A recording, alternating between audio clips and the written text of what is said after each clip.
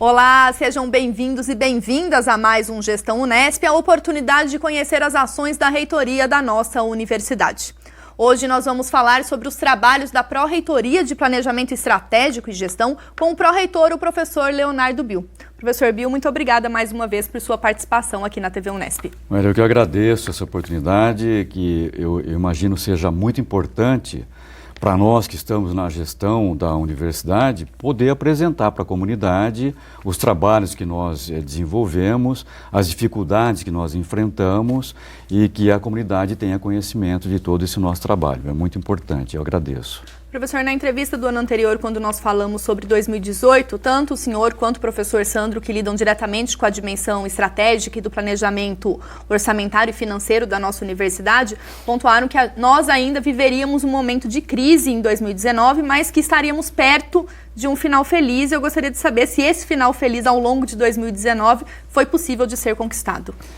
2019 foi um ano que nós podemos caracterizá-lo extremamente importante para nós na gestão. Então, nós temos sempre que lembrar que quando essa gestão assumiu a universidade, nós não tínhamos uma folha de pagamento referente ao 13º salário no nosso orçamento. Para ser pago em 2017. Para ser pago em 2017. Nós não tínhamos isso. Então, portanto, deveríamos construir o valor equivalente a essa folha, não é, durante a nossa gestão. Nós imaginávamos que pudéssemos construir já no o ano e meio de gestão, essa pendência estaria resolvida, mas isso não aconteceu.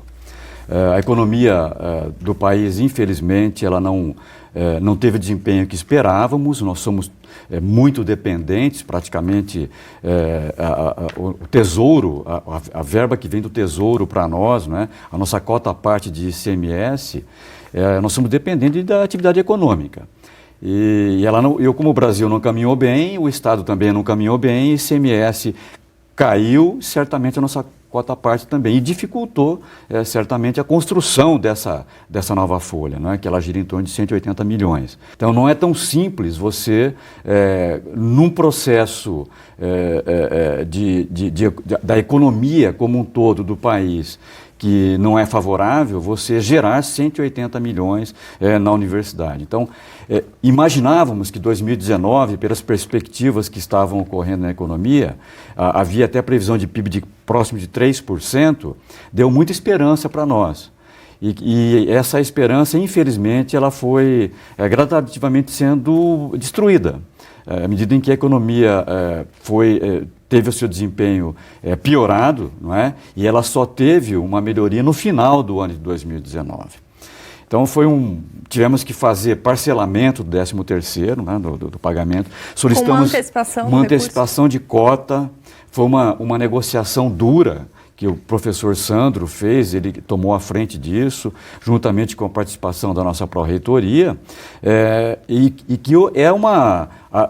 o que ele conseguiu, que parecia algo que para a comunidade se caracterizaria como simples, mas não era simples, né? Você antecipar a cota. Conseguimos antecipar essa cota, nós dividimos então o pagamento do 13º e depois tínhamos que pagar essa cota dentro do exercício. Não é? Houve então uma divisão em 6 parcelas e pagamos isso aqui dentro do nosso orçamento, não é?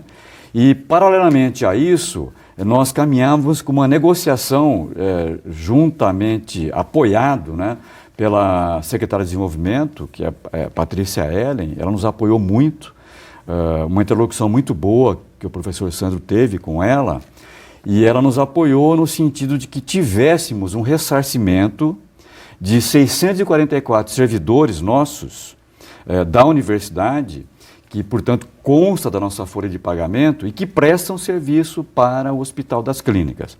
E todos nós sabemos, já desde 2010, o HC ele foi transferido para a Secretaria da Saúde. Então, nesse processo de negociação foi possível nós tratarmos desse ressarcimento e que deu algo em torno de 83 milhões de reais e que foram então incorporados como uma receita que veio no final do ano e que permitiu então, com a a melhoria da economia no final do ano, né? Todas as medidas que nós tomamos durante o ano de austeridade econômica, não é? Que a gente conseguisse no ano passado fazer o pagamento não só do 13º, que vinha desde 2017, passou para 2018, passou para 2019 e ainda no final do ano de 2019 nós conseguimos pagar o 13º referente ao ano como que isso normalmente era feito. Então o que aconteceu no ano passado? Nós pagamos 2 13º no mesmo ano, num ano em que a economia não foi favorável. Basta nós lembrarmos que partimos de uma previsão de crescimento de PIB de 3%, chegamos a 1,2%. Não é? Durante um determinado período no ano, uma previsão que o governo colocava de 0,8%. Então, nós passamos um ano de muita expectativa negativa, não é? Com relação à economia. E isso causava muita ansiedade na equipe econômica e também com o próprio reitor Sandro. A todo instante a gente ficava preocupado com relação a isso. Mas tivemos um final feliz. Conseguimos, não é? Então, novembro, dezembro foi muito bom, não é? A economia, a gente conseguiu então colocar mais um 13º, logicamente lembrando sempre associado aos 83 milhões que foram passados para nós da Secretaria da Saúde, né? Professor, uma discussão que foi feita em vários colegiados foi acerca da reserva da nossa universidade, né? Então, que essa reserva ela era muito substancial em 2014 e depois ela foi caindo até chegar na gestão de vocês. E eu queria saber, dentre esses números, como que nós estamos reavivando essa receita, no sentido também de discutir diversificações de receitas, os fundos patrimoniais, o projeto Parceiro Unesp, demais convênios que a universidade tem firmado, no sentido de que essa receita possibilite dar um respiro nas contas da nossa universidade. Então, você lembrou muito bem o período áureo da universidade, não é? A universidade chegou a ter uma reserva de 856 milhões de reais. E isso lá em 2014, 13, 14. Né? De lá para cá, então foi o pico que nós atingimos de reserva financeira. Então, naquele momento, era possível você ter um orçamento controlado, você não tinha nenhuma expectativa negativa com relação ao cumprimento das suas obrigações patronais, pelo contrário, todos os dissídios que o CRUESP decidia, a universidade cumpria. Normalmente você tinha nos dissídios, se cobria a inflação, às vezes mais 2% acima da inflação, isso ocorreu algumas vezes, não é? Então isso foi possível ampliar, por exemplo, gastos com vale alimentação, não é? Você ter plano de carreira horizontal, enfim, uma série de medidas que era possível você ter uma tranquilidade orçamentária e financeira. Né? De lá para cá, associado, houve, obviamente, crescimento da universidade, isso é inegável, ela cresceu, no nosso ponto de vista, e todos reconhecem, ela cresceu mais do que deveria ter crescido na sua história, não é? Mas também ela não contava com uma crise econômica que o país atravessasse tão profunda, não é? Sem precedentes que o país viveu durante 2 anos aqui. E isso acabou consumindo a nossa reserva financeira. Por quê? Porque aquilo que vinha de cota parte de ICMS não era suficiente nem para cobrir a nossa folha de pagamento. Nós chegamos a ter 104%, 105% daquilo que a gente recebia de ICMS com folha de pagamento. Nenhuma instituição consegue, nenhuma empresa privada consegue viver consumindo mais do que ela consegue ter, do que ela gera de receita. No nosso caso é a mesma coisa. Como que ela passou esse tempo? Como ela atravessou esse período? Por conta de uma reserva que ela tinha, que construiu durante um tempo em que a economia esteve bem. Esse é o papel fundamental que a reserva financeira tem, não é? A Unesp, a USP e a Unicamp, elas fizeram um gerenciamento do orçamento muito bem feito durante esse tempo. A autonomia, ela foi muito bem utilizada nesse sentido aqui. Então, isso permitiu, durante o momento de crise, você ter essa reserva e atravessar esse momento de crise. Só que consumiu essa reserva financeira. Ela chegou a 856 milhões de reais, era um considerável, né? Foi consumindo, chegou a menos de uma folha, não é? Bem menos, quase metade de uma folha, e a gente vem tentando construir essa reserva de novo. O que é ideal, por exemplo, para uma instituição como a Unesp? Você tem uma reserva financeira de 4 folhas. Mas no momento assim mais difícil, você trabalhar com 2 folhas, não é? Mas a gente não está conseguindo isso aí ainda. Nós temos hoje algo em torno de 200 milhões. Não é? Isso no total. Se você descontar aquilo que o que normalmente se chama no dia a dia de verba carimbada, aquilo que vem de convênio, então que você não pode utilizar, que vem de convênios com órgãos federais, com um CAPES, que tem uma destinação, uma destinação já ajustada, por isso que são 50, mas nós temos 150 milhões, essa aqui é a realidade. Né? Então, o que a Unesp tem são 150, não cobre nenhuma folha. Não cobre nenhuma folha. O que a comunidade precisa entender é que sempre você tem que ter, no mínimo, uma folha para cobrir no mês que vem na sequência.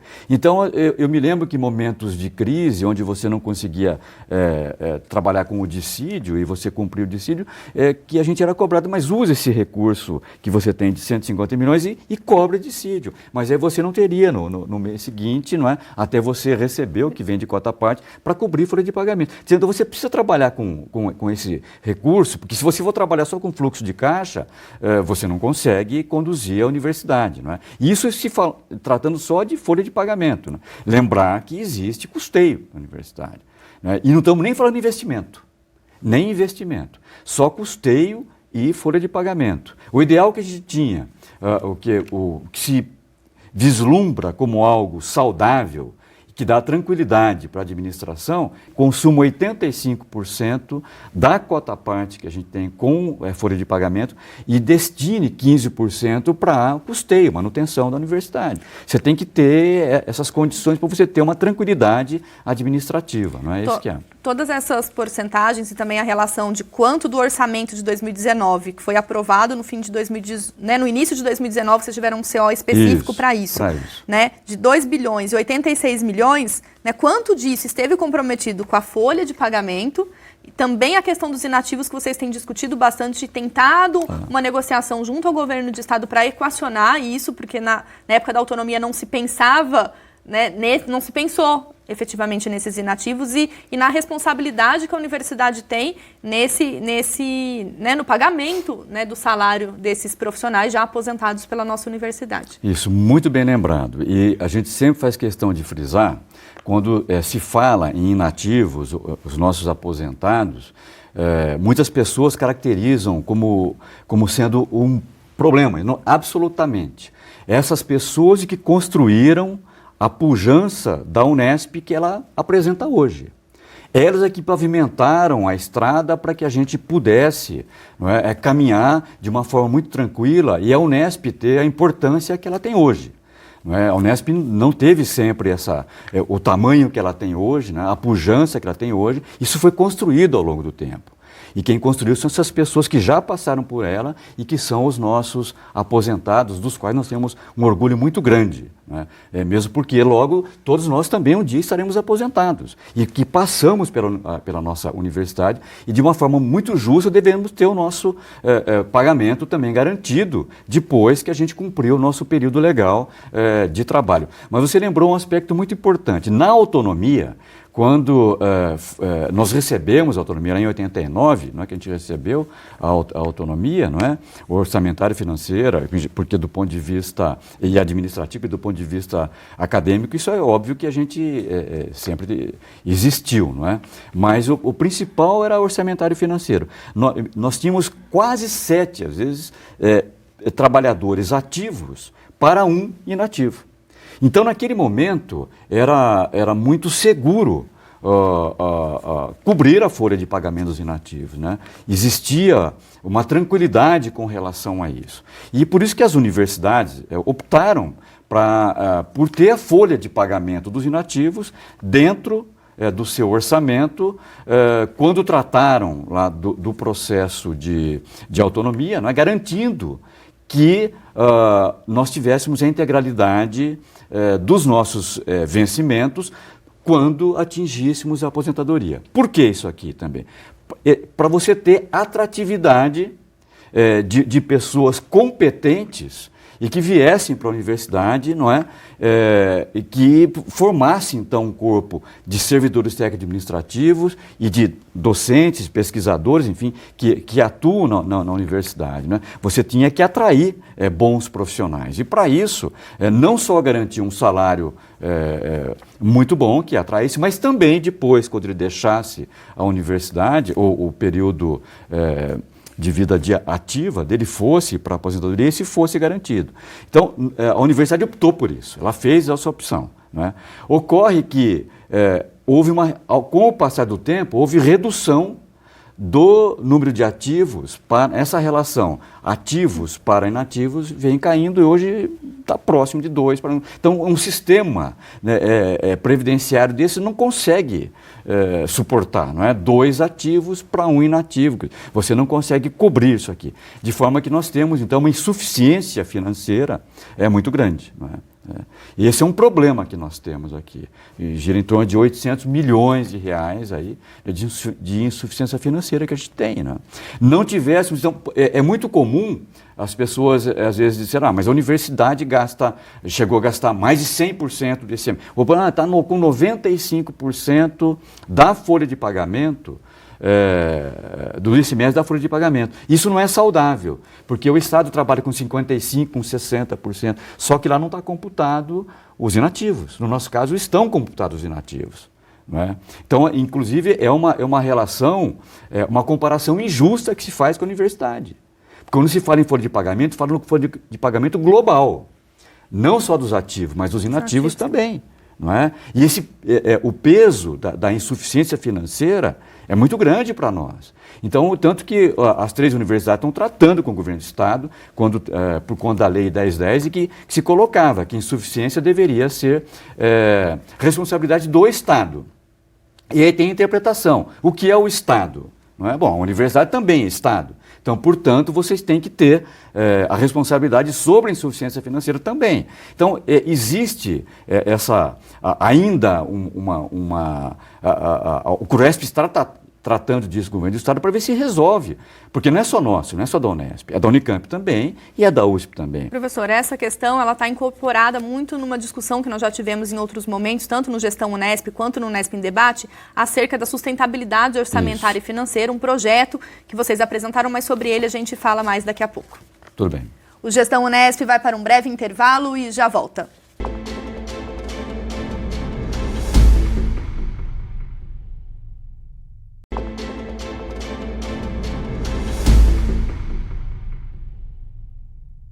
O Gestão Unesp está de volta e hoje nós conversamos com o pró-reitor de Planejamento Estratégico e Gestão da Universidade, o professor Leonardo Bill.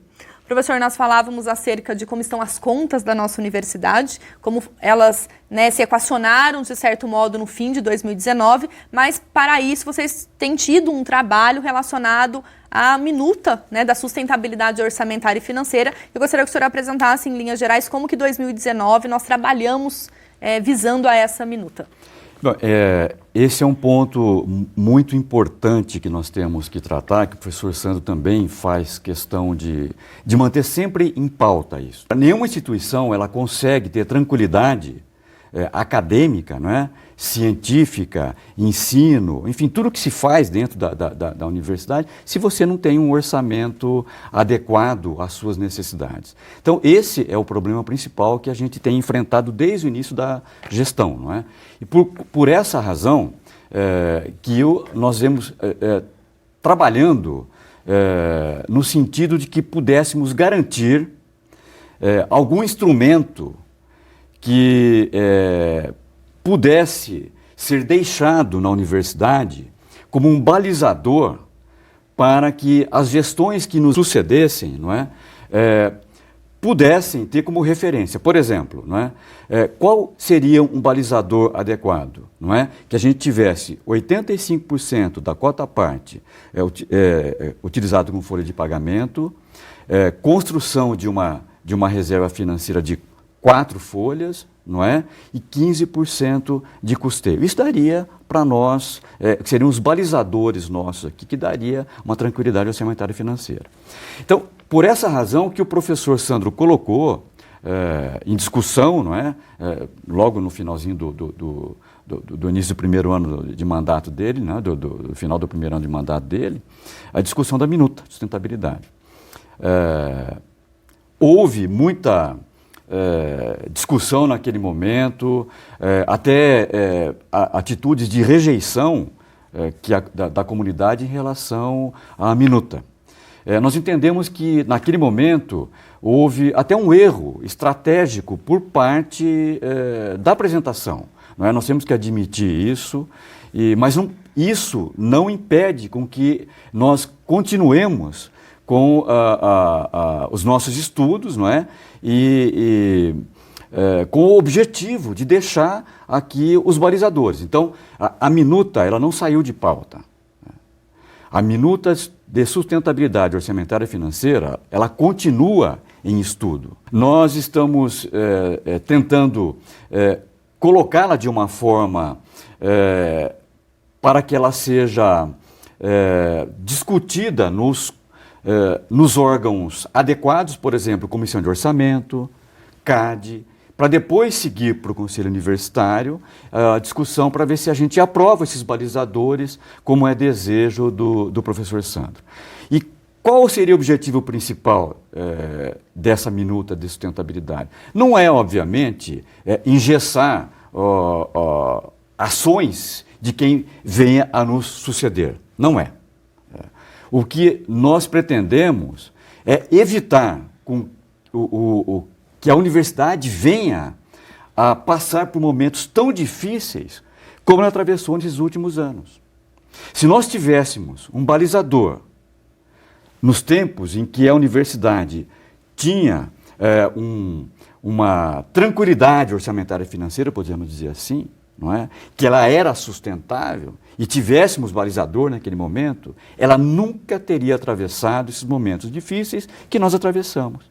Então, por passar e aproveitando essa experiência que foi dolorosa para nós, nós queremos deixar um instrumento, não é? Que os órgãos, os colegiados pertinentes, então, trabalhem em cima, discutam, não é?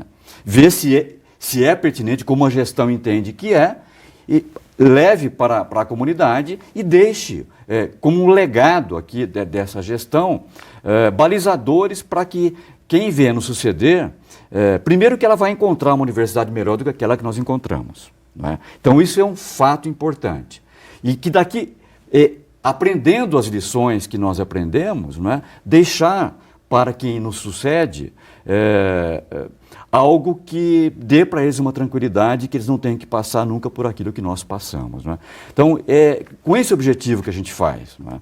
Então, eu me lembro de um dos pontos que a gente discutia naqueles momentos, é que aquilo vinha no sentido de que pudesse atrapalhar alguma negociação salarial, de dissídio absoluto, não era esse absoluto. Né? Ali está, inclusive, previsto contratações, como que você faz contratações. Para o orçamento 2020. Como que você faz quando você tem a reserva financeira, quando você tem ganho real de receita, quando você tem aumento mesmo de receita real, como que você utiliza aquilo, né? Vai parte para pessoal, parte para dissídio, ela estava tudo muito bem equacionado ali. Não é? Será uma tarefa fácil? Não. Nós sabemos que não. Não é? Toda vez que trata de orçamento, sobretudo porque a universidade ainda tem dívida com relação a dissídio. Desde 2016, 3% que foram consignados como o reajuste para nós, não é, de dissídio, a gente não conseguiu cumprir. Tem 2,2 ainda que a gente não conseguiu cumprir. Nós temos consciência disso. Não é simples isso. Não é? Quando você vem tratar de uma minuta, quando você tem ainda um passado, um passivo, aí, digamos assim, para ser resolvido. E a gestão tem consciência disso. O professor Sandro tem consciência, a Propeg tem consciência. A equipe econômica tem consciência disso.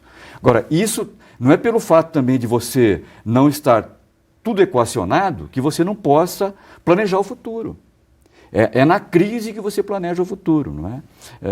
Esse planejamento tem que ficar e prever algo mais lá para frente. É nesse sentido que a gente está fazendo, não é? E vamos iniciar a discussão ainda esse primeiro semestre. Um outro trabalho que a Propeg tem encabeçado e que nós já comentamos também em entrevistas anteriores é a reforma administrativa. Né? Conseguimos fechar 2019 com o primeiro centro de serviços compartilhados em Botucatu, totalmente sistematizada, guardando apenas o espaço físico para que as seções até então de recursos humanos de cada uma das unidades e da administração central estejam trabalhando integradamente, que é a proposta do CSC. Eu gostaria que o senhor falasse um pouquinho, né, dos andamentos que vieram a partir dessa primeira experiência em Botucatu. Então, esse é um ponto muito importante da gestão, não é? A reforma administrativa. Né? A nossa gestão é a gestão da mudança. O professor Sandro coloca sempre isso. Não é? E a reforma administrativa, ela veio, inclusive, como uma necessidade que a própria comunidade se manifestou nesse sentido. Não é? A comunidade entendia que tinha que ter uma reforma administrativa. Não é? Então nós propusemos a nossa. E a nossa reforma administrativa, a proposta, como nós colocamos, tinha como centro, como coração dela, o Centro de Serviço Compartilhado. Né? Só que quando nós colocamos isso em discussão, já no primeiro semestre do ano passado, o que foi aprovado pelo colegiado que trata do tema, que é o CAD, né, do qual eu presido, né, modelos de compartilhamento de serviço, dos quais um dos modelos é o Centro de Serviço Compartilhado. Então, iniciávamos primeiramente pelos campos complexos, como é Botucatu. Botucatu, então, se dispôs a iniciar os trabalhos e adotou, ela quis colocar como piloto já o Centro de Serviços Compartilhados em recursos humanos. Por que em recursos humanos? Porque era uma área já que tinha sistemas institucionais já bem avançados, processos muito padronizados, então que facilitava isso. Hoje, nós podemos dizer que, do ponto de vista de acordo entre as unidades, isso já está resolvido há algum tempo. Tivéssemos hoje já um espaço preparado, e o que quando se trata em Centro de Serviço Compartilhado, o espaço é comum, não é?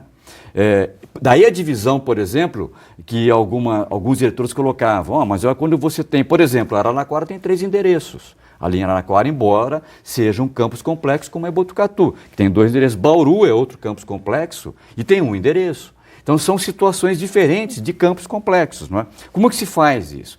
Então, e daí esse diferencial de modelos de compartilhamento, né? Onde é possível você colocar todas as pessoas trabalhando no mesmo espaço, isso é altamente interessante, pela troca de experiência, né? A velocidade com que as mudanças ocorrem, não é? E a possibilidade de você ter com que os servidores aprendam atividades novas e não fiquem confinados nas suas atividades, sempre fazendo a mesma coisa, porque tem um crescimento profissional. Isso é muito importante, o Centro de Serviço Compartilhado. Ganha todo mundo, aumenta-se a eficiência e você consegue, inclusive, reduzir pessoas que fazem a mesma atividade. Você compartilha, né? O princípio desse é compartilhamento mesmo. Né? Então, Botucatu está pronto. Tivesse ali uma área já pronta, existe espaço, agora precisa adaptar. Uma reforma do espaço, isso que nós estamos aguardando. Né? Que agora nós estamos na fase terminando o projeto aqui, depois vem a licitação, o recurso o professor Sandro já garantiu ao Centro de Serviço Compartilhado do RH de Botucatu, e aí todas as pessoas vão trabalhar lá no Centro de Serviço. Então, os 5 RHs que existiam vão se trabalhar num Centro de Serviços Compartilhados em recursos humanos lá no campo de Botucatu. Hoje, por exemplo, a administração geral lá do campus de Botucatu, junto com a FMVZ, já estão trabalhando no mesmo espaço. Mas o número de pessoas comporta ali. Quando você coloca todas as pessoas, que a gente de início começou com 40, não precisou haver uma adaptação. Daí a razão pela qual a gente não colocou todas as pessoas juntas. Parou em Botucatu? Não. Estivemos em Araçatuba também adotou o Centro de Serviço Compartilhado, a Odonto de Araçatuba, a Veterinária de Araçatuba também, não é? E estão distantes, um em cada ponta da cidade, e adotaram o modelo de Centro de Serviço Compartilhado também em recursos humanos. E a coisa está evoluindo agora, com base nessa experiência altamente positiva do CSC em RH em Botucatu, nós já estamos estendendo isso para materiais, não é? Por que também para materiais? Porque com a coordenadoria de administração, que ela veio no bojo da reforma administrativa, da reitoria, ela encontra-se hoje já bem equacionado, digamos assim, processos, sistemas institucionais, né? Então, de forma que já é possível dividir e compartilhar serviços também na área de materiais. Então, nós estamos iniciando esses processos agora também de criação de centro de serviço compartilhado ou compartilhamento de serviço, digamos assim, não é? Na área de materiais. Depois vem outros aqui, transporte, por exemplo, e as coisas vão acontecendo. Né? Sobre o trabalho da Coordenadoria de Gestão de Pessoas, né, está havendo uma mudança, né, de sensibilização à comunidade acerca da competência. E por isso foram realizados vários workshops ao longo de 2019 de trabalhar um novo conceito, né, de olhar para esse profissional da universidade por meio da gestão de competências. É isso mesmo. Esse é um aspecto extremamente importante também que a nossa Coordenadoria de Gestão de Pessoas abraçou, não é? No sentido do quê? Nós somos todos servidores públicos, não é? Temos lá o nosso rol de atividades. Se nós cumprirmos aquele rol de atividades, então nós fazemos jus aos nossos vencimentos porque nós estamos cumprindo com a nossa obrigação. Né? Isso é o nosso dia a dia e todos cumprem de uma forma adequada. Ocorre que algumas pessoas têm atitudes proativas e entregam muito mais e colaboram muito mais do que aquilo que seria só da sua obrigação, digamos assim, não é? E trazem inovação, buscam algo que seja de novo e que melhorem os processos, não é? Trabalham nos seus sistemas institucionais, ajudam com que a universidade venha aumentando as suas atividades em eficiência, em eficácia, assim. Identificando esses profissionais que entregam muito mais do que deveriam, não é? Há que criar mecanismos de estímulos a essas pessoas. Essas pessoas têm que ser reconhecidas, não é? Porque elas têm, se é uma instituição da iniciativa privada, uma empresa, por exemplo, não é? A gente não gosta muito dessa comparação com a iniciativa privada, mas é profissional, nós somos profissionais aqui, como tem um profissional lá. Se você tem um profissional na empresa privada que se destaca, ele traz algo que melhora o desempenho das suas atividades e como um todo da organização do seu trabalho, ele é reconhecido, financeiramente mesmo, não é? E a universidade ela tem que criar mecanismos para ter esse reconhecimento para esses servidores também. É isso que a Coordenadoria de Gestão de Pessoas tem trabalhando. E o professor Dinael, que é aqui do campus de Bauru, ele nos ajudou muito nesse sentido. Ele trabalha muito nesse sentido e vem trabalhando nesses eventos que tratam de gestão de competência. Então, foi uma dupla boa, tanto da Kátia como coordenadora de gestão de pessoas, como também do professor Dinael. Ele vem nos acompanhado, pedi com que ele viesse pelo menos uma vez por semana na reitoria e nos atendeu. Não é fácil, a gente sabe a dificuldade que tem de sair aqui do departamento e ir nos ajudar, e viaja junto com a Kátia. Enfim, fizemos 6 eventos. E desses eventos, resultou em discussões a respeito de plano de carreira. Não é? Nós temos que trabalhar num novo plano de carreira. Não é? E existe, inclusive, uma comissão do CAD que vem tratando de plano de carreira, de reconhecimento também, não é? Do ADP, que ele está no stand-by, não é? Nós suspendemos, não é? A aplicação do ADP, exatamente porque a universidade sentiu que havia necessidade de se estudar um outro mecanismo, não é? De avaliação de desempenho profissional. Não da forma como ele vinha sendo feito, que os resultados atingidos com o ADP não eram aqueles esperados, não é? De forma que, como um resultado desses eventos que o professor Dinael e a Kátia conduziram, né, chegaram nesse ponto. E nós estamos aguardando a finalização de um novo plano de carreira, assim, digamos assim, que pudesse contemplar aqueles profissionais que fazem uma entrega maior do que aquele que só cumpre a sua obrigação, não é? Que possa ser reconhecido. Então, ainda está em estudo, isso não está finalizado ainda, e nós pretendemos levar até o meio do ano com que esse novo plano de carreira seja aprovado lá no colegiado que é o CAD, do qual eu presido, né? Professor, além da Coordenadoria de Gestão de Pessoas, também vinculada à Propeg, está a Coordenadoria de Saúde e Segurança do Trabalhador, que tem tido índices muito satisfatórios ao olhar para a saúde desse trabalhador. Inclusive, foi até realizado um evento para discutir essa questão de como reinserir um profissional que foi afastado da nossa universidade e se adaptar novamente no ambiente universitário. Eu gostaria que o senhor falasse um pouquinho sobre esse trabalho em específico da Coordenadoria. Quando nós fizemos a reforma administrativa lá da reitoria, então fizemos primeiro no prédio da reitoria para depois estender isso para as unidades, não é? Nós fizemos questão, já existia a Coordenadoria de Recursos Humanos, CRH, Recursos Humanos.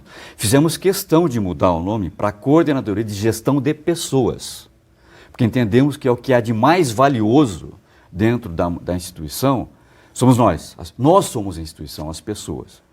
Então, esse é o valor da instituição. E é óbvio que a saúde do trabalhador, as condições de trabalho que nós deveremos oferecer, devem propiciar as mais favoráveis possíveis e que não venha a comprometer a saúde do trabalhador. Então, nós perseguimos sempre a redução de absenteísmo, né? Por conta de problemas de saúde. Nós chegamos a ter mais de 11% de absenteísmo. É um índice muito alto, foi um índice muito alto. Então nós estamos completando 10 anos agora, em 2020, de programa de readaptação profissional, né, que a gente vem trabalhando já desde a época do professor Dr. Valnei, que assumiu, né, a Coordenadoria de Saúde, que era a antiga COSSA, né, que agora é CSST, Saúde e Segurança do Trabalhador, não é, que trata especificamente desse tema, né. Então, houve um trabalho que veio crescendo, né, em qualidade com relação a isso, e que isso redundou numa redução drástica do índice de absenteísmo, né, de forma que nós estamos bem abaixo do limite inferior do índice de absenteísmo da Organização Mundial da Saúde, que é um modelo hoje que a Unesp tem, que até o governo do Estado nos procurou para entender que trabalho que foi feito aqui, que eles pudessem aproveitar essa experiência que a Unesp, que é um caso de sucesso da Coordenadoria de Saúde e Segurança do Trabalhador, para que essa experiência fosse levada para o governo do Estado. Chegamos até, inclusive, com página, como manchete da página do governo do Estado, o nosso programa levado adiante pela CSST. Não é? Então, isso nos dá muito orgulho, que a doutora Ludmila vem levando agora à frente, não é? Ela veio substituir o doutor Valnei, não é? E ela abraçou muito bem essa causa, ela está de parabéns, vem sendo premiado, isso, recebemos prêmios aqui nacionais, né, com relação aos resultados que nós obtivemos, e nós consideramos que altamente positivo e que é uma meta que nós devemos perseguir sempre. Não é? A readaptação no local de trabalho, não é? Que muitas vezes a gente vê, o profissional ele girava muitas vezes, ia de uma sessão para outra, isso tudo foi reduzido. Não é? Um trabalho muito bem feito de você conseguir encontrar a pessoa certa no momento certo, né? E no local certo. Né? Então, a doutora Ludmila vem nos ajudando muito nesse sentido e esse é um caso de sucesso da nossa pró-reitoria que nós temos que ter muito orgulho. Não é? Professor, outras ações estão vinculadas a essa sistematização de alguns processos e serviços dentro da reitoria, mas sobre isso a gente conversa daqui a pouco. Tá bom. O Gestão Unesp faz mais uma pausa e já volta.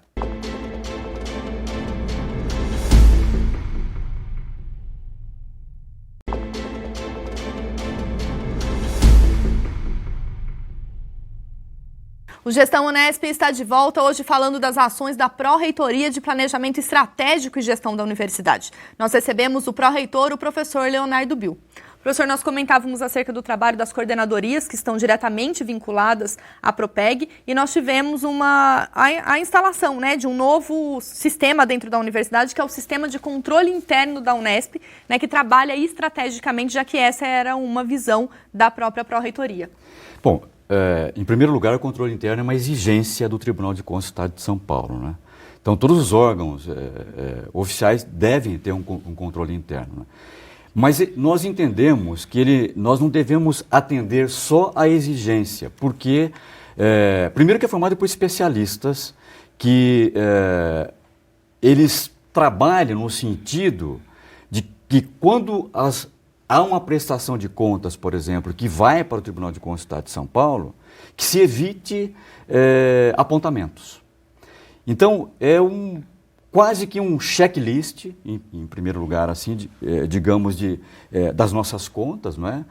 De uma verificação. Então, o que eu quero colocar é que essa pessoa que faz o controle interno lá da nossa pró-reitoria, e que ela não se restringe, obviamente, só à pró-reitoria, mas haverá controle interno em todas as unidades, cada unidade deverá ter um controlador interno, ele trabalha no sentido, como eu havia frisado já, de evitar apontamentos, não é? De forma que dê uma tranquilidade para o gestor. Quem é o ordenador de despesa, quando ele encaminha para o Tribunal de Contas o balanço, não é, para ser apreciado por um procurador, se ele passou pelo crivo de um controlador interno, dá muito mais segurança para ele. Bom, isso cumprindo a exigência legal. Mas nós temos que aproveitar essas informações para que o gestor tenha uma condição de melhorar, inclusive, a sua governança com base nas informações que o controlador interno passa para ele. Então, ele não vai fazer um mero trabalho de checar se a contabilidade só está correta ou não, não é? Ele vem no sentido de fornecer informações para que melhore a governança, que subsidie o gestor nas suas tomadas de decisão. Então, esse é o objetivo principal que nós estamos enxergando ao elegermos um controlador interno. Existe uma comissão que está trabalhando, formada por especialistas, não é? Para poder estabelecer as diretrizes de como esse controlador deve atuar nas unidades e também na reitoria, para que então a gente implante definitivamente isso e atenda, em primeiro lugar, a exigência do Tribunal de Contas do Estado de São Paulo. Né? Em outras ocasiões, a gente já falou também que a Propeg, assim como as outras pró-reitorias, tem trabalhado muito próximo à Coordenadoria de Informática para desenvolver sistemas, e na Propeg foi elaborado um novo processo de contratação de servidores, numa nova plataforma, assim como houve o portal de docentes também para abarcar as informações todas que compõem o pessoal da nossa universidade. Eu gostaria que o senhor falasse, né, sobre a importância desses sistemas e de se pensar uma sistematização que vai ao encontro desse compartilhamento de serviços por meio desse novo portal de contratação docente. Isso. Bem, então nós conseguimos colocar no ar, não é, um novo sistema de contratação técnico-administrativa e docente, o CONTAD. Né? Então, esse foi um sistema institucional desenvolvido totalmente dentro da nossa universidade e que possibilitou agilizar sobremaneira um processo de contratação docente. Para se ter uma ideia, quando você se tratava de um processo totalmente físico, como era normalmente, o sistema que vinha sendo colocado até antes de se colocar no ar o CONTAD, levava em média 1 ano, 360 dias, aí, 1 ano para que fosse autorizada a vaga até o docente assinar o seu contrato de trabalho e iniciar. Com o CONTAD, isso já caiu pela metade, em 180 dias. Não é? Então já ganhamos 6 meses num tempo em que o servidor docente já pode entrar na sala de aula depois de iniciado um processo, de autorizado a vaga. Mas, colocado agora, esses 100 docentes que foram autorizadas agora os concursos, não é? No Orçamento 2020, em regime de turno completo. Isso, né? Nós estamos prevendo já, inclusive, a perspectiva que nós temos, que não é nem 180 dias, que isso já caia para 150 dias, né? Então, tiramos mais 1 mês ainda. Então, agilizamos muito mais o processo, queimamos muito mais etapas, reduzimos muito o número de folhas a serem impressas nos processos físicos que tramitavam. Então isso agilizou sobremaneira, diminuem-se os erros, não é? Quanto mais se transita um processo e se está sujeito a erros, não é só a demora, não é? Mas a erros que ocorrem. E o sistema institucional, ele prevê, inclusive, quando ele é colocado no ar, a checagem de todas as etapas, de toda a documentação, evitando erros, não é? E esse é um caso de sucesso que a gente colocou, que foi colocado no ar agora, não é? E que nós entendemos que, juntamente com a nossa coordenadora de informática, o Neylen, que nos ajuda muito nesse sentido, não é? Que foi possível colocar. Então, a primeira experiência que nós tivemos agora, que nós ficamos muito tempo sem ter a possibilidade de contratar, não é? E que isso foi aberto, já se configurou como um sucesso. E nós ficamos muito felizes com o que está acontecendo nesse momento com essa plataforma, não é? O senhor falou das contratações autorizadas, né, por meio da aprovação do Orçamento 2020, que foi realizado no último Conselho Universitário, em dezembro de 2019. Esse orçamento previsto, né, de 3 bilhões e 76 mil reais, havendo um aumento em relação ao orçamento de 2019, como nós falamos no primeiro bloco, ele traz, então, essa possibilidade dessa contratação, né, de 150 novos servidores, 100 docentes em regime de turno completo, 50 servidores técnico-administrativos, além da folha de pagamento do 13º, que já está contemplado nesse orçamento aprovado. Com o orçamento que nós aprovamos em dezembro do ano passado, aqui para 2020, foi possível colocar esses 100 contratações de 100 professores e mais 50 servidores técnico-administrativos, não é? Essa é uma demanda reprimida, não é, que nós temos aqui, que vinha desde 2014, com todas as contratações suspensas. Não é? É certo que nós não vamos resolver o problema da universidade com 100 professores que não são em tempo integral ainda, não é? E nem com 50 servidores técnico-administrativos. Nós perdemos muitas pessoas nesses últimos anos, não é? Mas é um início. Para quem iniciou uma gestão devendo um 13º salário, você entrar no último ano de gestão com a possibilidade de contratar 100 professores e 50 servidores técnico-administrativos, nós entendemos que isso foi uma mudança substancial e muito positiva, que é fruto da austeridade administrativa, de uma seriedade na condução do orçamento, das finanças da universidade.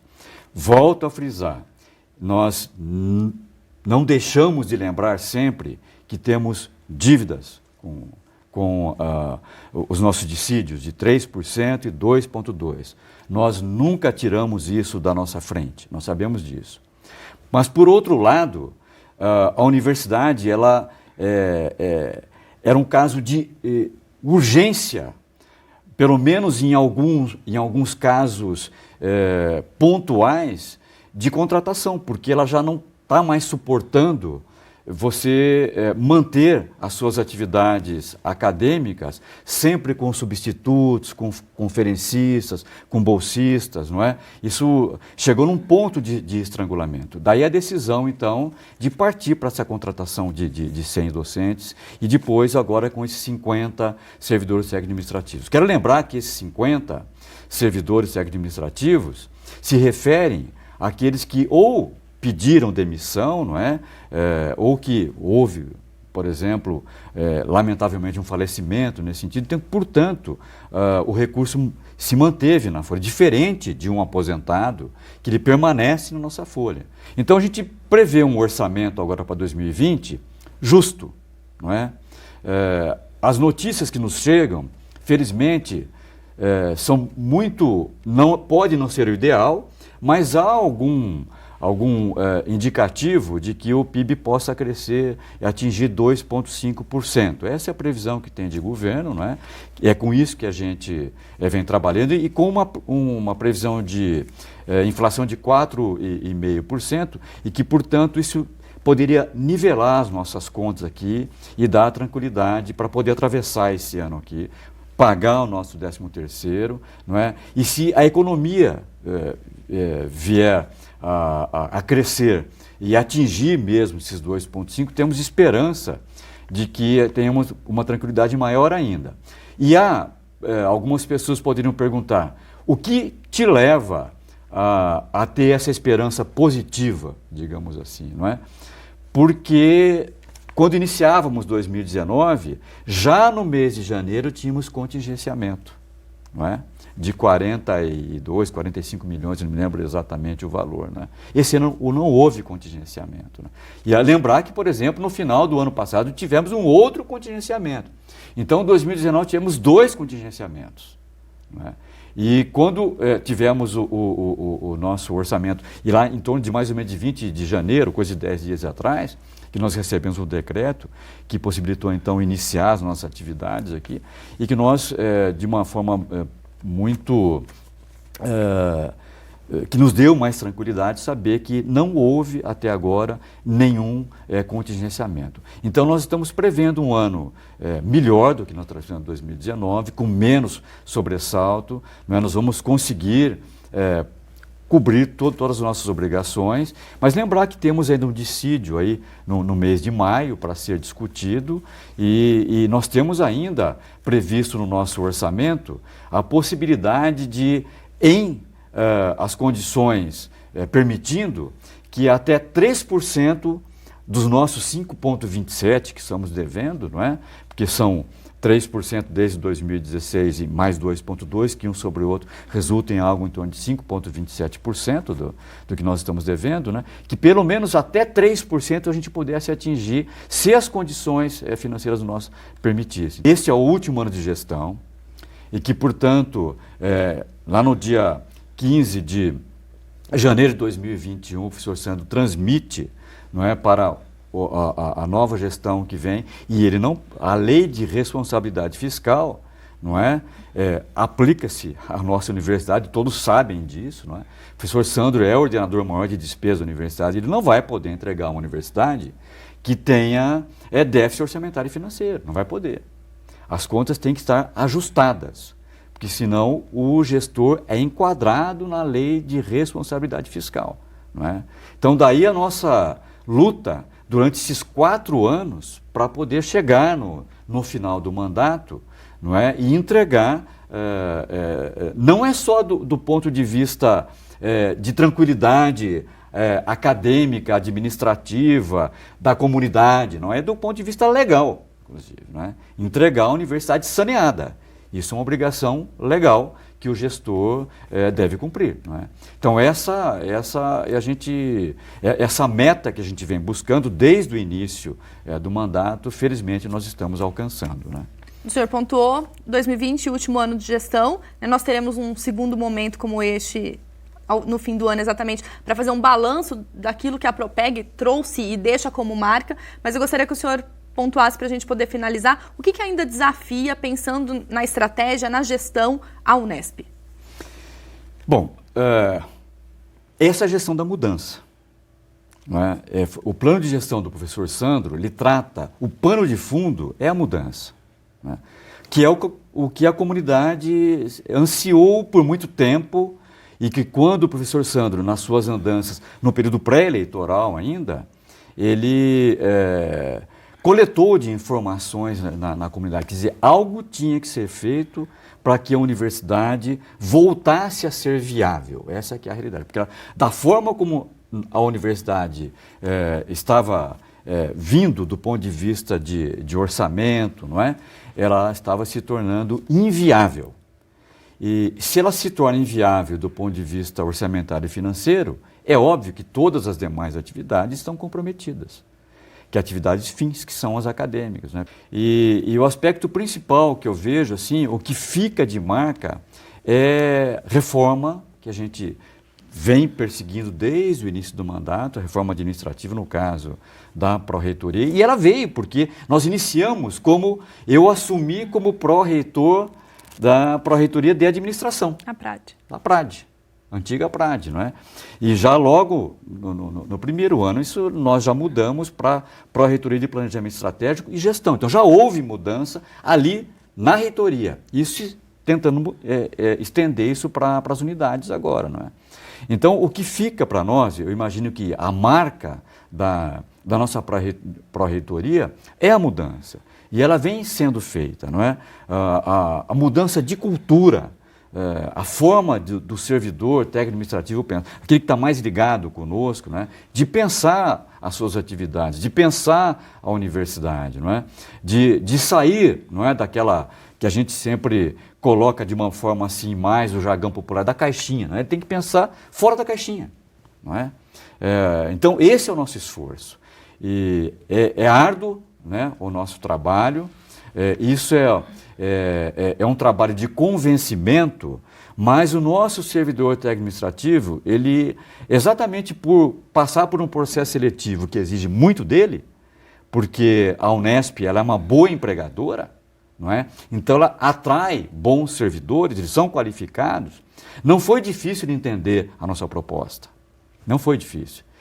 O servidor técnico-administrativo entendeu que era necessário isso, daí ele abraçou a causa. Então, eu acho que esse é o legado que fica. Então, algumas pessoas podem até questionar, mas vocês iniciaram, e tinha um plano de gestão para ser seguido, e esse plano de gestão previa que vocês iriam completar a reforma administrativa da universidade. Não, isso não perseguimos essa meta, mas sabíamos que não atingiríamos isso. Isso é óbvio. O planejamento que nós estamos fazendo não é para uma gestão, não é para essa gestão. Só que, aliás, a gente sempre falou, já estamos no último ano. Vamos deixar para quem vem na sequência, não é, um modelo administrativo muito mais viável, não é, muito mais saudável, com perspectivas muito melhores para o servidor técnico-administrativo do que ele vinha conduzindo, não é? No seu dia a dia. Não é? A gente percebe com aquelas pessoas que já se submeteram à mudança, por exemplo, no caso específico de centro de serviço compartilhado. Não é? Mudou, a pessoa ela tem outra cabeça hoje. E isso... basta conversar com qualquer um deles. Eles entenderam como altamente positivo isso. Começou agora? Começou, mas ficou um legado, a semente está aí. Não é? Eu acho que isso que é importante. Não é? Algo devia ser feito, pelo menos para iniciar um trabalho. Se isso tivesse sido pensado há 2 ou 3 gestões atrás, estaria consolidado hoje. Como algumas coisas que foram pensadas atrás, que hoje estão consolidadas. Então, alguém tem que iniciar em algum momento. E nós iniciamos, não é? Então, eu vejo que a nossa marca ficou, não é? Foi a gestão da mudança, do ponto de vista administrativo, e que esse é um legado que fica para as gestões que vêm aí na frente, e que eu coloco sempre e faço questão de frisar, que o pró-reitor que venha continuar o trabalho que eu venho fazendo nesse momento, ele encontre uma condição muito mais favorável na pró-reitoria do que aquele que eu encontrei há 3 anos atrás. Professor Bill, gostaria de agradecer então mais uma vez a sua participação, desejando bom trabalho a você e a toda a equipe da Propeg neste último ano. Eu é que agradeço a oportunidade e estou sempre à disposição, e eu acho extremamente importante levar para a comunidade, não é? Prestar conta à comunidade das nossas atividades, não é?